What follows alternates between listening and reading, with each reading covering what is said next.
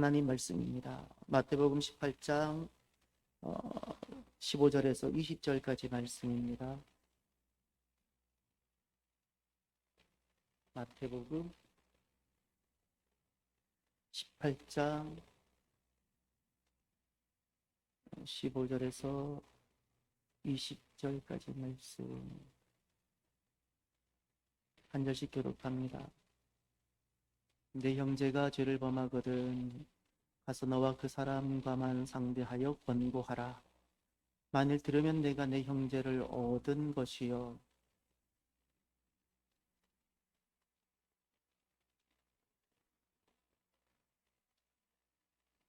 만일 그들의 말도 듣지 않거든 교회의 말하고 교회의 말도 듣지 않거든 이방인과 세리와 같이 여기라.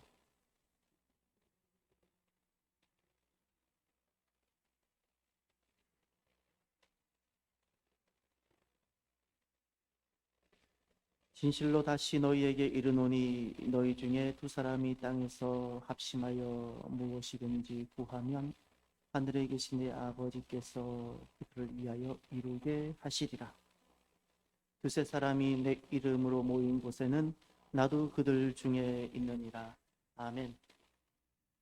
오늘 눈이 왔습니다. 제가 자란 곳은 5년에 한 번 눈 비슷한 것이 내리는 동네에서 자랐습니다. 눈 정말 보기 드물었고 5년에 조금 1cm도 안 오는 그 눈 보고 너무 좋아서 마냥 뛰어다녔던 그 기억이 납니다. 그래서 나이가 들고 이렇게 세월이 흘러도 눈만 보면 저는 항상 춥습니다. 눈을 치우면서도 이걸 어떻게 좀 오래 보관하고 싶은, 눈을 치우면서도 이걸 어떻게 좀 보관할 수는 없나 이런 생각을 합니다. 눈이 내렸는데 하나님께서 걸음걸음을 지켜주시고 차량의 안전도 지켜주시고 그러면서도 세상도 아름답게 해주셨으면 좋겠습니다.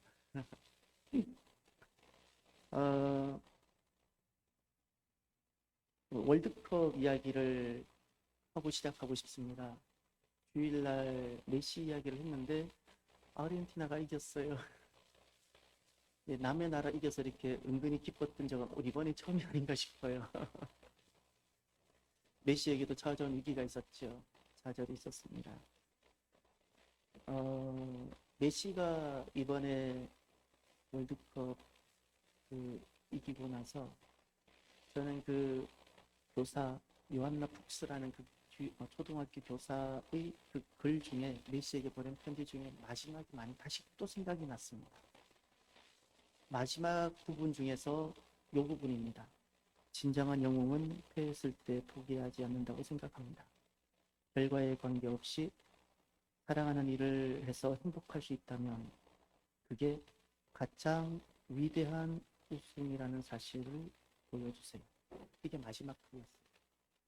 그리고 메시는 그 좌절에서 다시 일어나서 결국 그날 우승은 못했지만 가장 위대한 우승을 그날 회복했더니 오늘 진짜 우승이 있었어요. 오늘 진짜. 그 교사의 핵심이 무엇이었을까요? 요한나 푹스라는 한 초등학교 교사가 좌절을 겪고 있는 메시에게 보냈던 그 편지의 핵심은 딱 그겁니다. 좌절을 겪고 있는 한 사람의 중심을 회복시킨 겁니다. 좌절은 다양하게 오는데 좌절을 겪고 있는 한 사람의 마음과 중심을 회복시켰습니다. 삶의 가치, 한 사람이 삶의 가치를 우승에다가 두고 있었는데 이 요한나 푹스라는 이 사람 교사가 삶의 가치가 1등이 아니라 축구 자체를 사랑하는 것입니다 라고 삶의 중심을 옮겨준 겁니다. 1등으로만 향하고 있던 그 삶의 중심을 축구 자체를 사랑하는 것으로 삶의 중심을 옮겼더니 그에게 메시라는 선수에게 회복이 일어난 겁니다. 다시금 축구할 수 있는 힘이 생기고 또 그라운드에 뛰어나가서 뛸 수 있는 힘이 생기고 본인의 조국을 위해서 영광스럽게 충성할 수 있는 힘도 생기고 그랬더니 오늘 이번에 이 큰 영광이 그에게 주어졌습니다. 우리가 걸어가고 있는 인생에게도 아마 어쩌면 좌절과 위기가 있지 않겠습니까? 저에게도 있을 수 있고 우리에게 어떤 좌절과 또 위기가 찾아올지 누가 알겠습니까? 그때 우리가 포기하고 싶을 때, 모든 것 이렇게 그만두고 싶을 때, 우리가 어떻게 하면 그날 내가 가장 위대한 우승의 삶을 내가 회복하고 다시금 일어설 수 있을까요? 우리는 그리스도인입니다. 우리가 정말 회복해야 할 삶의 중심은 무엇일까요? 오늘 본문을 보면 15절에 내 형제가 죄를 범하거든 이렇게 시작합니다. 오늘 말씀은 변화산에서 예수님께서 변모하신 다음에 갈릴리로 내려오셔서 가버나움에 도착하셨을 때 작은 자의 가치를 말씀하신 바로 이어서 하신 말씀입니다. 바로 어린아이와 같이 자기를 낮추는 사람이 천국에서는 큰 자고, 어린아이와 같은 작은 자를 실족시키거나 업신 여기는 사람에 대한 주님의 말씀이 있은 다음에 하나님은 그 작은 자를 얼마나 귀하게 여기시는지를 말씀하신 다음에 이어서 하신 말씀이 바로 오늘 말씀입니다. 여기에 보면 그리스도인들이 겪는 최고의 위기를 말씀합니다. 축구 선수가 겪는 최고의 위기가 지난번에 있었다면 그리스도인으로서 하나님 백성으로서 겪는 최고의 위기가 무엇일까요? 그것이 바로 죄입니다. 하나님 백성이 겪는 위기는 다양하게 옵니다. 재정으로도 올 수 있습니다. 건강으로도 올 수 있습니다. 또 다른 여러 가지 이야기로 사업으로도 올 수 있을 겁니다. 우리가 겪는 수많은 위기가 있지만 실은 그리스도인으로서의 겪는 최고의 위기는 재정도 아닙니다. 우린 다 이길 수 있습니다. 아무리 가난해도 우리는 쓰러지지 않습니다. 사업도 마찬가지입니다. 아무리 힘들어도 다 부서져도 우린 또다시 일어설 수 있습니다. 심지어 너무 고통스러운 사랑하는 이와의 사별이 있을지라도 우리는 또 일어설 수 있습니다. 그런데 우리를 정말 절망케 하고 좌절케 하는 위기가 있습니다. 그것은 죄로 인한 위기입니다.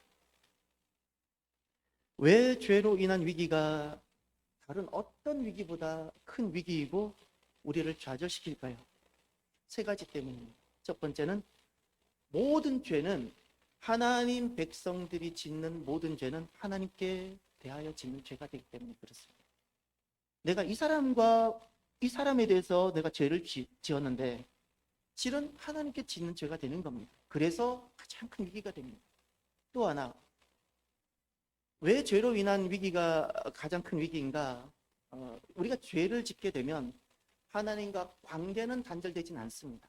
여전히 우리는 하나님의 자녀이지만 무엇이 심각하게 손상이 되는고 하니 교제입니다. 하나님과 교제가 단절됩니다. 마치 이런 겁니다. 부부가 결혼을 합니다.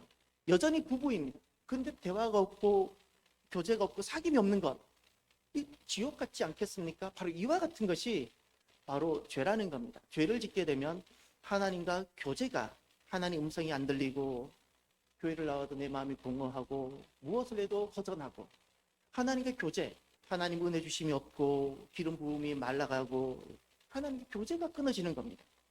그리스도인이니까 견딜 수가 없는 겁니다. 밥을 못 먹어도 살 수 있지만 하나님 은혜가 끊어지면 우리는 죽을 것만 같은 겁니다. 그래서 가장 큰 위기가 됩니다. 가장 큰 위기. 세 번째, 왜 죄로 인한 위기가 가장 큰 위기일까요? 그것은 내가 지금 하나님의 뜻에 순종하지 않고 하나님의 목적에 나 자신을 굴복시키지 않고 있다는 뜻입니다. 내 고집과 내 뜻대로만 살고 있다는 그 증거입니다. 그것이 바로 죄입니다. 우리는 거듭나고 나서는 내 생명이 주님의 것이고 내 삶이 이제는 주님의 인생이 되는데, 이제는 내 남은 삶은 주님의 뜻을 성취하고 주님의 목적을 성취하라고 나를 거듭나게 해주셨는데, 이 거듭난 인생을 가지고 내 뜻과 내 아집으로 살려고 하니까 이것은 하나님과의 관계에 있어서 너무나도 큰 위기가 되는 겁니다. 살아도 사는 이유가 아닌 겁니다. 살아도 사는 이유. 그래서 그리스도인은 어떤 재정의 위기나 어떤 다른 어떤 위기보다 비교할 수 없는 위기가, 가장 큰 위기가 죄로 인한 위기입니다. 이 죄라는 것은 하나님 백성들에게 있어서는 우리 모습이 어떠하다고 이야기해 주는 것일까요? 죄라는 것은 우리가 죄를 범하게 되면 이런 겁니다. 죄를 범하게 되면 내 인생이, 내 마음 중심이 하나님으로부터 떠나고 있다는 것입니다. 바로 그 모습입니다. 우리는 죄를 한번 짓는 것으로 끝나는 것이 아닙니다. 실은 우리가 죄를 짓게 되면 우리 마음 중심이 하나님의 향함, 하나님을 사랑함으로부터 자꾸 멀어지는 겁니다. 하나님으로부터 내가 떠나는 겁니다. 하나님 없이 사는 겁니다. 아담이 했던 그 길을 내가 또 걸어가는 겁니다. 하나님과 함께 살았던 세상에서 하나님 없는 세상으로 내가 가는 겁니다. 우리 인생이 모습이 이러하다는 것을 보여주는 것이 바로 죄입니다. 그러면 이런 우리가 삶의 위기, 죄로 인한 위기가 왔을 때 우리가 어떻게 하면 삶의 중심을 회복할 수 있을까요? 그것이 너무 중요한 단어가 있는데 바로 오늘 너무 중요한 말씀 15절을 다시 한번 보실까요? 내 형제가 죄를 범하거든 가서 너와 그 사람과만 상대하여 공부하라. 만일 들으면 내가 내 형제를 얻은 것이요. 들으면에다가 별표를 쳐주세요. 들으면 얻었다. 이게 회복이 잘입니다. 들으면 회복이 되어져요. 16절 듣지 않거든 나오죠. 17절 듣지 않거든, 17절에 듣지 않거든 또 한 번 더 나옵니다. 들으면 회복이 되는데 듣지 않으면 삶의 중심 회복이 되지 않습니다. 그리스도인들의 최고 위기 바로 죄로 인한 하나님과의 교제의 문제입니다. 어떻게 극복하고 삶의 중심을 다시 회복할 수 있을까요? 들으면입니다. 들으면이라는 것은 바로 인정이라는 겁니다. 예, 주님, 제가 죄를 범했습니다. 이렇게 인정하는 겁니다. 청력의 문제가 아닙니다. 기억력의 문제가 아닙니다. 예, 주님, 제가 잘못했습니다. 제가 죄를 범했습니다. 라고 인정할 때 삶의 중심이 회복이 됩니다. 듣는다는 의미가 바로 쉐마입니다. 쉐마입니다. 이것은 불순종에서 순종으로 돌아오는 마음입니다. 세상을 향했던 마음에서 하나님께로 돌아오는 마음입니다. 그것을 바로 쉐마라 부릅니다. 이 듣는다의 개념과 반대되는 것이 있는데 그것이 완악이라는 마음입니다. 완악이라는 것은 마음이 굳어있다, 마음이 딱딱하다는 겁니다. 인정할 수도 없고 품지를 못하는 겁니다. 바로의 특징이 있습니다. 바로의 특징은 죄를 몰라서 인정하지 않는 것이 아니고 알고도 인정하지 않는 겁니다. 이것이 바로의 특징입니다. 그래서 그때 주님 쓰셨던 것이 완악함 또는 완고함 이런 단어를 쓰시는 겁니다. 알고도 회개할 수 있는 기회가 주어졌는데도, 삶의 중심을 돌이킬 수 있는 기회가 주어졌는데도 알고도 인정하지 않는 겁니다. 알고도 인정하지 않는 이것이 바로와 같은 모습이고 이것이 바로 완악함입니다. 완악함.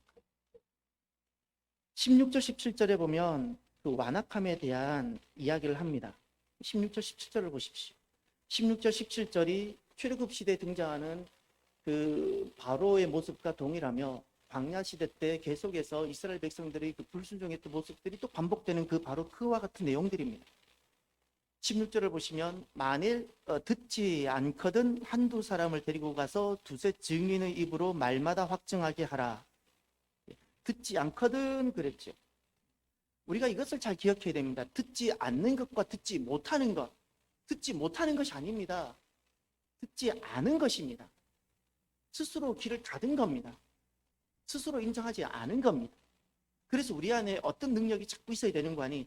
회개의 능력입니다. 회개의 거듭된 기회, 지금 16절 17절에 계속해서 하나님은 그가 삶의 중심을 회복할 수 있는 회개의 기회를 주고 계시는 겁니다. 회개의 거듭된 기회를 상실하지 말아야 되는 겁니다. 완악함이라는 것은 회개의 거듭된 기회를 결국 자기가 발로 차듯 차버린 겁니다. 출애굽 시대에 바로는 10번의 회개의 기회가 있었는데 그 10번의 회개의 기회를 그는 발로 차버렸지요. 거듭된 회개의 기회가 거듭되지만 영원하진 않습니다. 그러니 우리에게는 항상 이런 마음으로 저와 여러분들이 그 회개의 기회를 맞이하면 어떨까 생각합니다. 하나님 우리를 끝까지 포기하지 않으시고 우리를 만들어서 또 보혈로 씻으시고 우리를 세워 가시겠지만 오늘 내가 아무렇게나 행해도 내일 또다시 하나님은 나에게 나를 회복시킬 수 있는 기회를 주시겠지가 아니라 오늘이 마지막 기회로 다가서면 좋겠습니다. 오늘이 내가 주님 앞에 회개할 수 있는 마지막의 날. 내가 오늘 내가 회개하지 아니하면 내 인생에 마치 회개할 기회가 내게 없을 것 같은 그런 조금의 절박함, 이런 마음으로 우리가 회개의 순간들을 맞이하면 우리가 삶의 중심을 회복하는 데 크게 도움이 되지 않을까 생각을 해봅니다. 16절에 보면 이런 말씀이 있죠. 만일 듣지 않거든 한두 사람을 데리고 가서 그랬죠. 15절에 가서는 한 사람이 갔고 16절에 보면 한두 사람이 갔죠. 한두 사람을 데리고 가서 두세 증인의 입으로 말마다 확증하게 하라. 여러분, 하나님 음성은 어디로부터 오고 하나님 음성은 어떻게 들을 수 있을까요? 대학 시절에 참 많이 궁금했던 것, 하나님 음성 듣는 겁니다. 하나님은 분명히 말씀한다고 하셨는데 하나님 음성을 어떻게 들을 수 있을까? 이것이 하나님 음성이라는 것을 내가 어떻게 할 수 있을까? 여러분, 하나님 음성은 어떻게 듣는 것이고 하나님 어떤 것에 대해서 무엇을 하나님 음성이라고 말할 수 있을까요?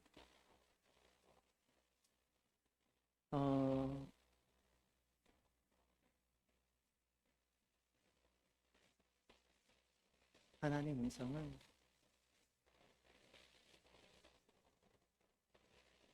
참 다양하게 옵니다. 말씀으로도 오고 사건으로도 오고 자연을 통해서도 오고 사람을 통해서도 오고 때로는 꿈으로도 오고 하나님 음성은 참 다양하게 계시하시고 말씀하십니다. 다만 내가 깨어있지 않고 귀가 먹고 다른 소리에 귀를 기울이며 하나님께서 내 귀 옆에다가 사건으로도 말하시고 말씀으로도 말하시고 사람으로도 말하시는데도 내가 못 알아듣는 경우가 있습니다. 하나님 음성은 마음으로 영으로 듣는데 내가 하나님을 사랑하고 내가 하나님을 지향하고 하나님께 내 마음을 드리고 나면 그냥 하나님이시구나 라고 내 영이 압니다. 하나님이시구나. 그러니 이런 마음이 아니어야 됩니다. 이런 마음, 어떤 마음인고 하니 내가 이익을 계산하고 왜 그런 거 있잖아요. 세상에서 막 높아지고 성공하려고 하는 내 마음의 욕심이 가득하면 안 들립니다. 안 들립니다. 어둡거든요. 어둡거든요. 내 마음이 주님 앞에 딱 들어지고 그러니 나는 모리아산에 올라가야 됩니다. 모리아산에 가야 여호와 이레 하나님이 계세요. 모리아산 밑에는 없습니다. 모리아산에 올라가야지 수양을 준비하고 계신 하나님이 계셨던 거예요. 우리가 모리아산에 올라가야 하나님을 뵙는 것이고 모리아산에 올라가야 하나님의 음성이 들립니다. 우리 너무 사나리지만 너무 세상에 많은 것들을 품고 세상에 것을 못 내려놓고 있지 않습니까? 그러면 안 들립니다. 하나님의 음성 듣는 것이 뭐 대단한 뭘 해야지 들리는 것이 아닙니다. 하나님 백성이면 알아야 되는 것 아니겠어요? 내 안에 성령님이 계시면 들려야 되지 않겠습니까?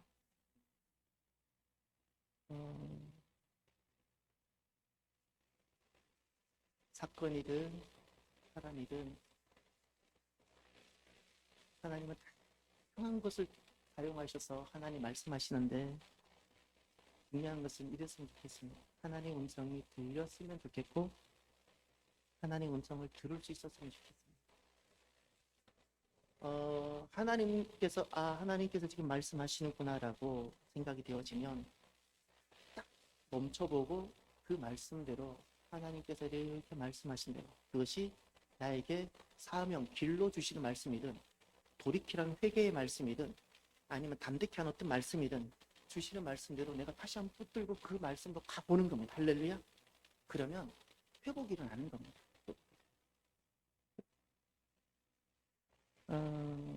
17절에 보면 주님께서 특별한 말씀을 듣지 않음에 대해서 말씀하셨습니다. 만일 그들의 말도 듣지 않거든 교회의 말하고 교회의 말도 듣지 않거든 이방인과 세리와 같이 여기라. 듣지 않거든 이방인과 세리와 같이 여겨라 그랬습니다. 이 말은 무슨 의미인가 하니 하나님 백성의 결정적인 특징이 하나 있다는 겁니다. 그가 하나님 백성이고 하나님의 자녀라면 어떤 결정적인 특징이 있는 거 하니 듣는다라는 겁니다. 하나님 백성이 아닌 사람은 결코 끝까지 안 듣습니다. 그러나 하나님 백성도 실수가 있고 죄를 지을 수 있지만 그가 하나님의 자녀이고 하나님 백성인 사람은 결정적으로 어떤 특징이 있는 거 아니 회개하고 돌이킵니다. 할렐루야. 하나님께로 돌이킵니다. 듣는다라는 겁니다. 회개의 자리를 잃어버리지 않습니다. 회개의 자리를 잃어버리지 않습니다. 수치를 당해도 이 땅에서 수치를 당하고 아버지의 나라에서 영광스러운 자리를 잃어버리지 않는 자가 하나님 백성입니다. 하나님 백성. 그러나 그렇지 않으면 이 땅에서 영광을 잃어버리지 않으려고 절대 듣지 않으려고 합니다. 하나님 백성의 가장 큰 특징이 들음, 바로 회개입니다. 사랑하는 성도 여러분, 오늘 우리가 하나님의 그 참된 백성의 삶, 내 죄를 인정하고 그가 회개하기를 바라면서 그의 죄를 보고 살아가는 사람이 아니라 내 죄를 인정하고 내가 회개하는 하나님 백성다운 저와 여러분이 되기를 바랍니다. 남의 죄를 보고 살아가는 것이 세상이더라고요. 세상은 다 남의 죄만. 공정을 외치는 사람들의 그 내용, 그들의 젊음이, 그들의 지금까지 살았던 삶이 얼마나 죄로 가득한데 자기들의 죄는 언급하지 않고 공정을 외치는 이것이 얼마나 불의한지는 모르겠습니다. 세상은 다 남의 죄를 보고 살아갑니다. 그런데 하나님 백성은 내 죄를 보고 시인하며 회개한다고 말씀했습니다. 오늘 하루도 저와 여러분들이 하나님 앞에서 두렵고 떨림으로 내 죄를 인정하고 나를 회개하며 삶의 중심을 회복하는 저와 여러분이 되기를 바랍니다. 끝으로 땅에서의 삶의 가치를 말씀하셨습니다. 18절과 19절과 20절 주님께서 땅에서의 중요한 가치를 말씀하셨고 거기에 대한 약속을 말씀하셨습니다. 땅에서의 삶의 가치, 어떤 것이 가치가 있을까? 무엇이 가치가 있을까? 땅은 전도서가 말합니다. 헤벨이라고. 인생은 헤벨이다. 헛되다. 아침 안개와 같고 헛되다. 내가 원하는 것을 다 이루어도 헛되다 말씀했습니다.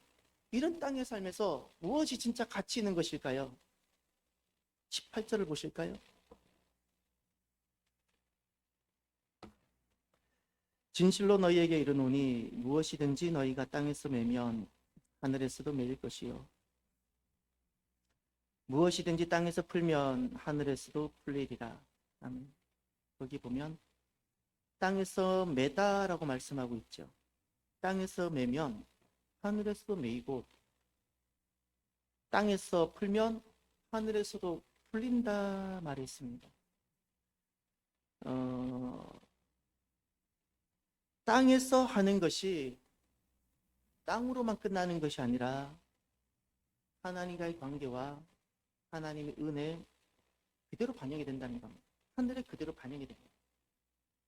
땅에서 하는 것이 하늘에 그대로 반영이 됩니다. 그러니 땅에서 묶이고 매이게 되면 하나님 은혜가 묶이고 매이게 되고 땅에서 풀게 되면 하나님께서도 그것의 은혜를 폭포수처럼 부어주신다는 말씀입니다. 할렐루야.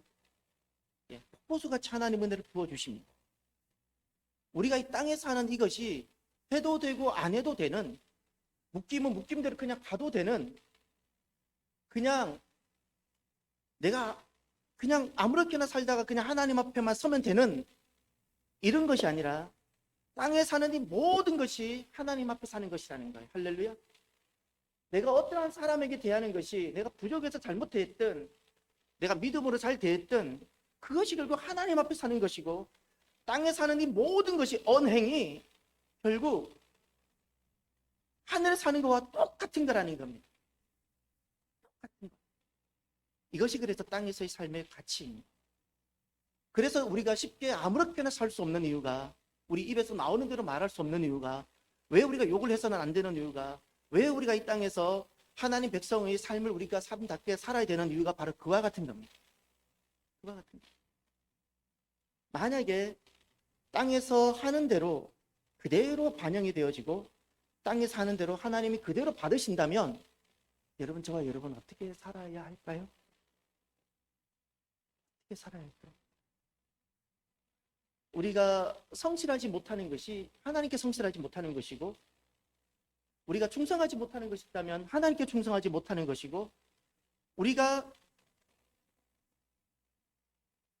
땅에 사는 그대로가 하나님께 그대로 되어진다면 저와 여러분들이 이 땅에서 믿음으로 행하게 되기를 바랍니다. 믿음으로 하는 대로 응답을 받습니다. 이제 19절 20절을 보십시오. 두 가지 약속을 하셨습니다. 땅에 대해서, 땅에 사는 것에 대해서 두 가지 약속을 하셨습니다. 진실로 다시 너희에게 이르노니 너희 중에 두 사람이 땅에서 합심하여 무엇이든지 구하면 하늘에 계신 내 아버지께서 그들을 위하여 이루게 하시리라. 아멘. 첫 번째 얘기 나옵니다. 두 사람이 땅에서 합심하여 무엇이든지 구하면, 이것은 문자적으로는 기도가 맞습니다. 그러나 단순히 기도만을 뜻하는 것이 아닙니다. 땅에서 두 사람이 모여서 찬양을 하든 무엇을 하든 두 사람이 믿음으로 하면 하나님께서 이루게 하신다는 거예요. 할렐루야. 하나님이 들으세요. 들으세요. 만약에 행하지 않으면 어떻게 될까요? 하지 않으면, 땅에서 내가 하지 않으면, 그냥 주판을 튕기면서 계산을 하면서 살아가면 하나님도 그렇게 하시는 겁니다. 하나님은 내가 풍성하기를 바랍니다. 하나님께서 공급하시는 은혜가 넘치게 되시기를 바랍니다. 성령님께서 우리에게 모일 때마다 기름 부어주시기를 바랍니다. 그러면 저와 여러분들이 사람이 있든 없든 누가 보든 아니든 하나님 앞에서 내가 행하는 모든 것이 믿음이 되어지기를 바랍니다. 두 사람이 땅에서 합심하여 무엇이든지 구하면, 사랑하는 성도 여러분, 이 말씀을 가지고 우리 하나 회복해야 될 것이 하나 있습니다. 예배입니다. 예배라는 것은 나 하나도 들으실지 모르게 함께 모여서 예배를 하죠. 기도, 찬양, 이 모든 것들이 다 예배입니다. 저와 여러분들이 오늘 예배는 어떠한 것이라고 여기십니다. 수많은 예배가 있기 때문에 우리가 예배는 다른 어떤 중요한 일이 있으면 조정이 가능하고 다른 급한 볼일 다 보고 시간 날 때 해도 되는 어떤 것일까요?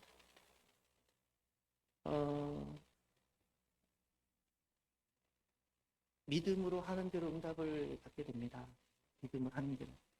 그래서 살아가면서 하나님과의, 그리고 하나님께 우리가 드려야 될 마땅한 그 가치인, 최고의 가치인 그 예배를 내 인생의 최고가 되었으면 좋겠습니다. 거듭났다면 주님은 내게 최고를 주셨는데, 전부를 주셨는데, 내가 정말 주님의 그 보혈로 내가 선물을 받고 거듭났다면 내 남은 삶은 나 또한 주님께 최고를 드릴 수 있었으면 좋겠습니다. 이것이 믿음입니다. 믿음입니다. 20절 또 하나 보십시오. 두 번째 약속이 있습니다. 두세 사람이 내 이름으로 모인 곳에는 나도 그들 중에 있느니라. 아멘.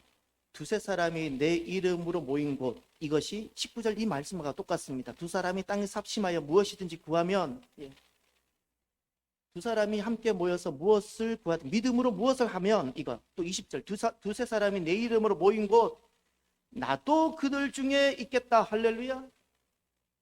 두세 사람이 내 이름으로 모였다는 것이 바로 믿음입니다. 두세 사람일지라도 내 이름으로 모였고 주님의 이름을 위하여 하고 주님을 높이기 위해서 하고 주님 때문에 모였다면 내가 그들에게 함께 하겠다는 겁니다. 이것이 약속이고 이것이 땅에서의 삶의 가치입니다. 왜 우리가 믿음으로 살아야 되는가? 내가 이 땅에서 지금 하는 그 모든 것이 하나님 앞에 하는 것이고, 내가 땅에서 하는 모든 것이 해도 되고 안 해도 되는 어떤 것이 아니라 하나도 낱낱이 헛되지 아니하는 하늘에서 행하게 되어지는 그 모든 것들이 된다는 겁니다. 사랑하는 성도 여러분, 우리가 걸어가는 이 땅에서의 삶은 있어도 되고 없어도 되는 삶이 결코 아니고 아무렇게나 살아도 되는 삶이 아니라 이 땅에서의 삶이 너무나도 중요합니다. 사람 한 사람 대하는 것이 너무 중요하고 또 예배 한번 드리는 것이 너무너무 중요하고 믿음으로 주님을 위하고자 남들 알아주지 않을지라도 두세 사람이 모여 그렇게 예배 드리는 이것이 얼마나 중요한지 모릅니다. 다 하나님 받으세요. 하나님 다 받으세요. 하나님 다 받으세요.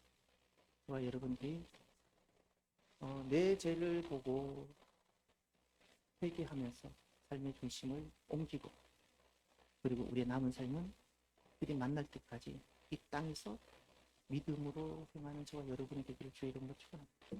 기도합시다. 위기는 항상 있을 것이고 또 찾아올 것입니다. 이 위기를 극복할 수 있는 저와 여러분, 내 죄를 인정하고 회개하는 저와 여러분이 되기를 바라고요. 이 땅에서의 삶은 내가 원하는 대로 살다가 시간 날 때 주님께 좀 어떻게 하는 것이 아니라 믿음대로 되어집니다. 내 땅 남은 삶은 정말 두렵고 떨림으로 사도 바울의 심정을 가지고 다시 회복해서 믿음으로 남은 삶을 행하고 걸어가는 저와 여러분이 되기를 이 시간 결단하며 기도합시다. 할렐루야. 하나님 아버지 감사합니다. 하나님, 저희들이 죄인입니다. 우리가 잘못했습니다.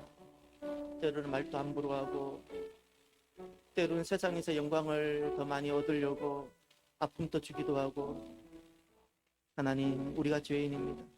하나님 앞에서 많은 죄를 짓고 하나님, 우리가 하나님 백성인데 우리가 죄인입니다. 형제와 자매의 죄를 보면서 하나님 손가락질하고 정죄하면서도 정작 내 죄를 주님 앞에 고백하지 않고 내 죄를 보지 못하면서 살아왔던 우리를 용서하여 주시옵소서. 하나님, 우리에게 정말 있는 위기는 다른 위기가 아니라 회개하지 않고 있는 이것이 가장 큰 위기이고 하나님과의 개인적이고 생생한 교제가 끊어져 살아가고 있는 이것이 가장 큰 위기인데 이 죄가 처리되지 않고 아직도 내 안에 쓰레기처럼 하나님 아버지 담겨져 있는 것이 가장 큰 죄인데 하나님, 오늘 이날 하나님 아버지 주님, 이 내 안에 쌓여져 있는 이 더러운 쓰레기들을 처리하는 거룩한 날이 주여 되게 하여 주시옵소서. 하나님 앞에 다시 서기를 원합니다. 하나님 앞에 다시 서기를 원합니다. 그 모든 깨어진 관계, 그 모든 하나님 아버지 하나님께서 기뻐하지 않는 그 모든 것들, 오늘 하나님 아버지 참으로 청소되지 않는 내 영혼들, 하나님 청소되지 않는 내 영혼들, 냄새나는 하나님 내 심령, 하나님 아버지 주님 앞에 낱낱이 고백하고 낱낱이 회개하며 하나님 아버지 무너졌던 내 삶을 다시 일으키고 세상을 향해 나아갔던 하나님 아버지, 하나님을 사랑하지 못했던 이 모든 것들을 돌이켜 하나님 아버지 삶의 중심이 회복되는 이 날이 주여 되게 하여 주시옵소서. 이제 하나님 아버지, 우리들의 남은 삶은 이 땅에서 내가 행하는 대로 하나님 응답하시며 이 땅에서 행하는 이 모든 것이 하나님 앞에서 행하는 것인데 두렵고 떨림으로 말 한마디 하는 것, 두렵고 떨림으로 행하는 이 모든 것, 두렵고 떨림으로 믿음으로 행하는 우리의 남은 순례자 여정이 주여 되게 하여 주시옵소서. 혼자서는 하나님 걸어가기가 어렵습니다. 서로 하나님 아버지 에클레시아를 이루어 하나님 아버지 작고 작은 우리들 서로 하나님을 격려하고 기도해주고 서로 세워주며 걸어가는 우리의 남은 여정, 주님 만나는 그날까지 우리의 여정이 주여 되게 하여 주옵소서. 하나님 아버지 참으로 역사하여 주시옵소서.